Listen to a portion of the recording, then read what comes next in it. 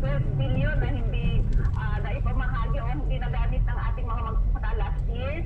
Kaya yun nga yung pagkakasal namin na yung unutilized funds na yan ay ibigay na sa ating mga magsasaka, lalong-lalo na yung nasalanta o nasalanta ng bagyo nitong mga nagdaang bagyo at ngayong ongoing na bagyo. Pangalawa, Ma'am Weng, ay maalala natin yung export na hindi na ipamahaging pinhi, mga hindi na ipamahaging mga machine, no? Kaya lahat yan ay nagpo-consult doon sa kainutilan ng gobyerno ng Department of Agriculture, ng PhilMet, kung paano talaga ma-utilize. And at the same time, hindi talaga kayang maging self-sufficient tayo sa ilalim ng RA 11-203 o Rice Liberalization Law, given na nasa kamay ng mga pribado yung kalakalan ng palay at ng bigas.